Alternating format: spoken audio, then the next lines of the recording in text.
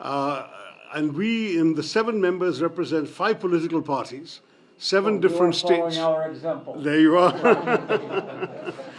7 different states, 3 different religions. It's a diversity of India. But we are united in the message we bring, and that's what I'll be talking to you about in a minute.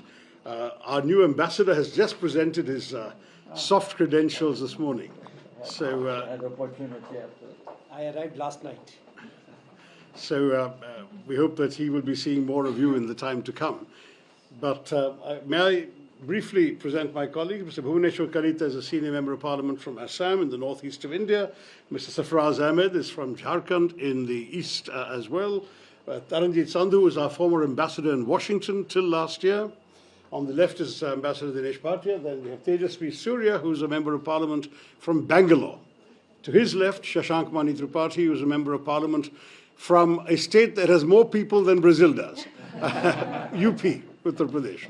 I was trying to explain to my barber today, where I went, that India has about 1/3 of our territory, but 6 times our population. People, exactly. I envy your lack of density. And of course, hundreds and hundreds of years of civilization before Brazil was even known. That is true, sir. Very, very proud to recognize that. And finally, Harish Balyogi, who is from Andhra Pradesh, as you know, in the southeastern coast. So we represent, in many ways, the diversity of India. And the reason we have come is very much to seek greater sympathy and understanding on the part of our friends. And also countries that are not necessarily our friends, but you are in the high friends category, for our situation in recent months.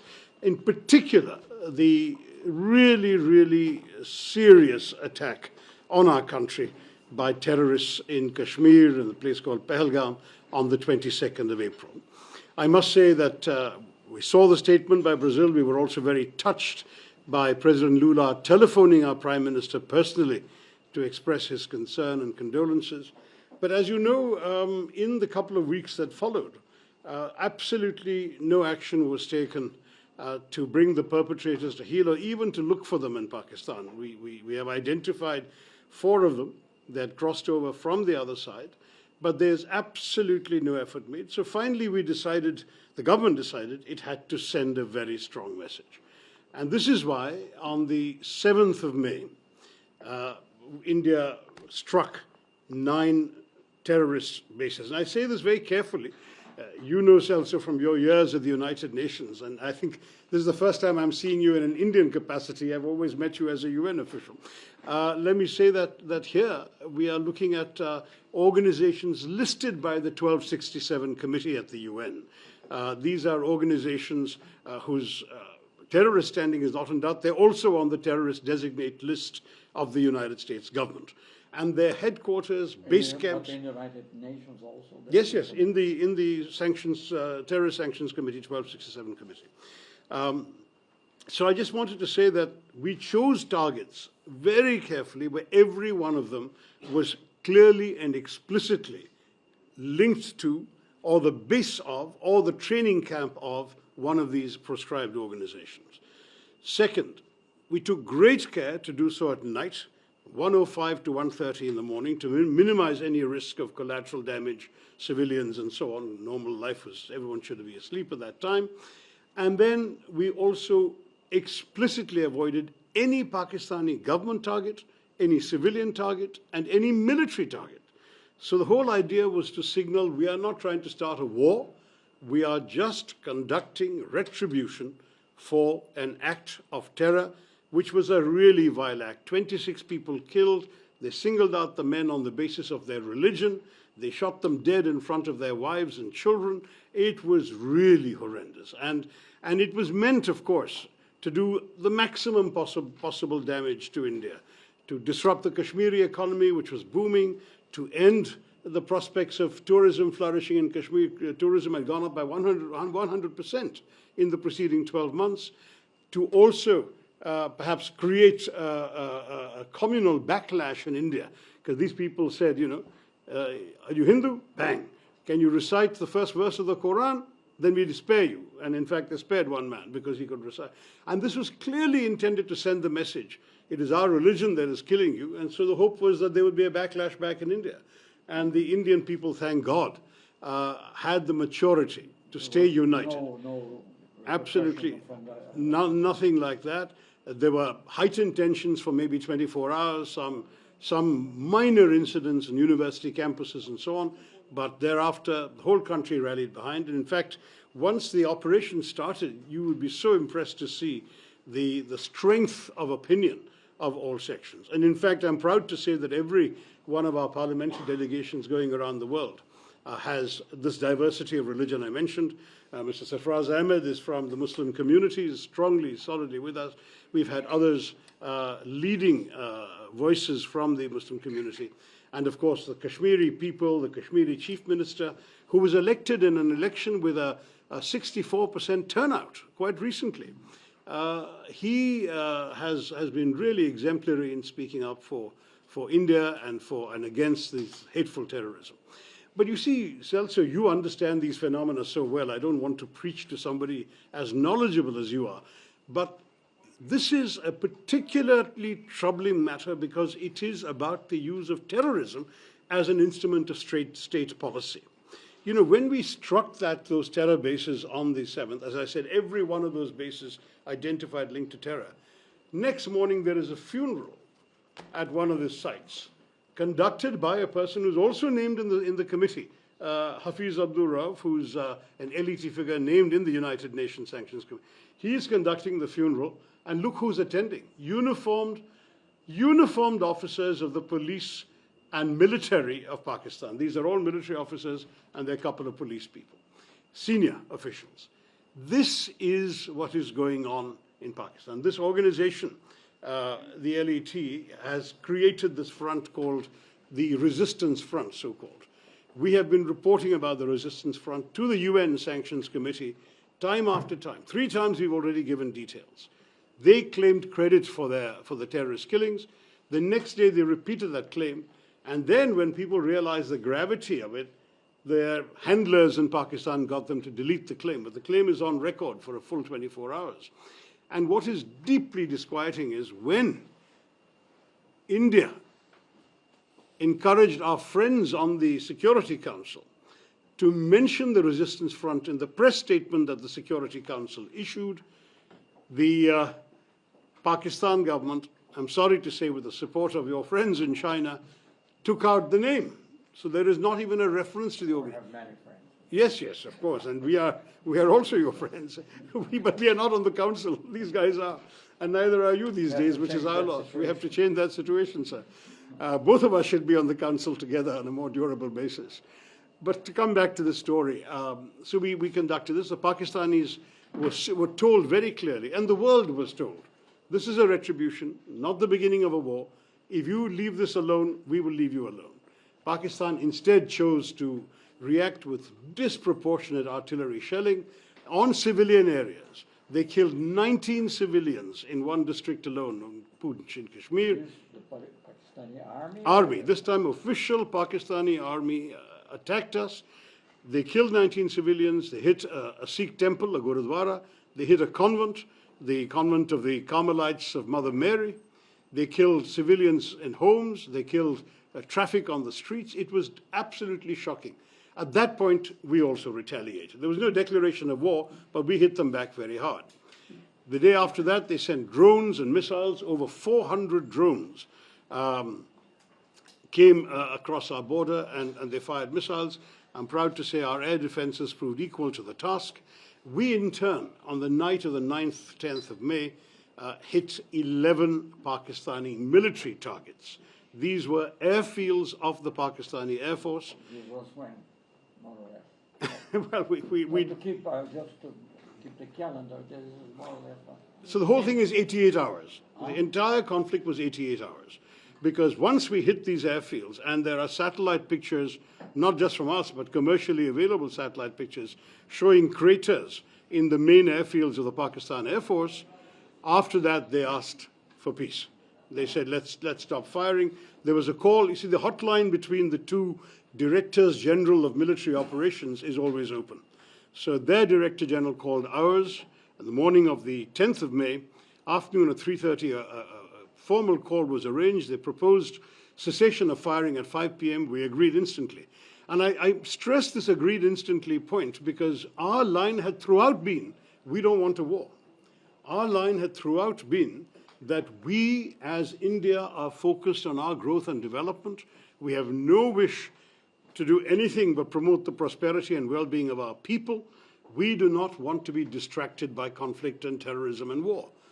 But you cannot think that you people can walk across your border and kill us and go away with impunity. So the message was, if they do that, there will be reprisals. There will be a price to pay. But thereafter, we are not interested in a conflict against the whole Pakistani nation and people with whom we have no quarrel. Now, what happened as soon as this was proposed was that we stopped, and though for a couple of hours there were some people on the other side who violated the agreement, it subsided very quickly, and now we have 3 weeks of pretty much calm on the border. So the story is to that degree, for the moment, over. It's a story of an 88-hour conflict. But the larger lessons are what I wanted to talk to you about, and through you, I hope you will share our Prime Minister's concerns with President Lula, because the truth is that we really need understanding from our friends here. This is not some random incident.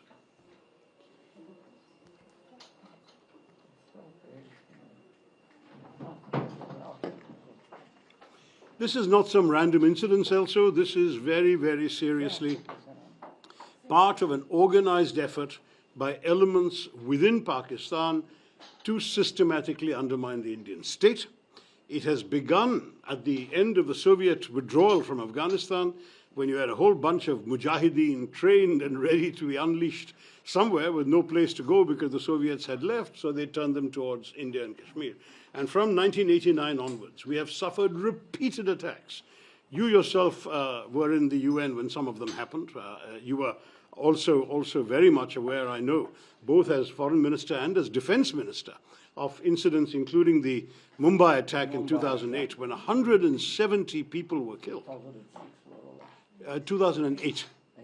But it was 170 people killed, and India chose not to do this, but to take the peaceful route, because the evidence was all available. Dossiers were compiled. One of the terrorists was captured alive. His home address in Pakistan was known. Everything was identified. Western intelligence agencies, not just ours, had recorded the chilling voice of that killer in Pakistan, the handler, giving minute-by-minute instructions to the terrorists to shoot and kill each of their victims. While the killing was going on, the operation was being directed from Pakistan. All this evidence was collected. And we thought, the government, which was at that point my party's government, Dr. Manmohan Singh's government, thought that this convincing dossier will result in the end of Pakistani terrorism, that the whole world will tell Pakistan not acceptable, so on and so forth. I'm sorry to say it didn't happen. Full dossiers were given. Pakistan was put on the grey list of the Financial Action Task Force. Not one person has been prosecuted, let alone convicted. Not one. They made a token gesture of arresting one or two of the names that we had provided, which were associated with the dispatch of this mission. The most prominent of them was a character who has since fathered children while he's ostensibly under arrest. Who has since fathered children while he is ostensibly under arrest. That is the kind of arrest that he is enjoying. It's a joke. The Pakistanis are not serious about terrorism. And this is why, time after, the Pakistanis say, let us have a neutral investigation. There could have been no more neutral investigation than the one of 2008. Practically half a dozen Western intelligence agencies had material that was shared and that was collectively presented to the Pakistanis. We said, here is all the material you need to prosecute these people and convict them in your courts. They gave one excuse after the other. But what is worse, sir, is the terrorist attacks continued. There was one serious attempt made by this Prime Minister, Narendra Modi, to make peace with Pakistan, which was on Christmas of December 2015, 7 years after Mumbai. He traveled to Pakistan for the birthday celebrations of the then Prime Minister Nawaz Sharif, whose granddaughter was also getting married on the same day, so he attended both. There was a lot of warmth expressed on both sides. It was a very spontaneous gesture by the Prime Minister, not a long-planned visit. And yet, within 3 weeks, we had a Pakistani attack on an Indian airbase called Pathankot. At that point, the Prime Minister invited the Pakistanis to join the investigation. I say all this because the Pakistanis are again telling everybody, let's have a joint investigation. We did a joint investigation of Pathankot. And what happened? They said, they went back to Pakistan and they said, the Indians did it to themselves. That was the last straw. I mean, the betrayal, the sense of frustration in Delhi has to be imagined. You are talking to a government that on the one hand is friendly to you, but it is unable to control the elements within its own system that go out and kill with impunity. Mumbai was bad enough, but the continuing series of attacks after that. So after this 2015 betrayal, the government decided they would now no longer take this lying down. There would be public retaliation, and it would be physical, kinetic retaliation. So 2015 September, there was an attack in a place called Uri on the line of control with Kashmir. We sent a surgical strike right across the line of control, hit some people very hard there. 2019, January, there was a suicide bombing by terrorists from Pakistan. 40 people killed in Kashmir. This time we conducted an airstrike in their northwestern province of Khyber Pakhtunkhwa, a place called Balakot. The purpose again was to show the old restraints will no longer be observed. There will now be open action. And this attack was serious enough to warrant hitting Pakistan's heartland, but only terrorist sites initially. And I want to say once again, if Pakistan had not chosen to expand the conflict, we would not have hit Pakistani military facilities. Our message is consistent. We are not looking for war. We are looking only to send a message to terrorists. But through them, we want a message to be heard by those who are providing them safe haven, by those who are financing them, training them, equipping them, guiding them, and sending them across the border. And those are people in Pakistan in very, quote-unquote, responsible positions who are doing this. Whether they're under the control of the civilian government is another matter. We will not speculate on that. But they are still happening, they are still coming from that country. And that country, if it's not willing to curb them, will have to face the consequences. That is precisely where we are, Silso, and I seek your understanding for this.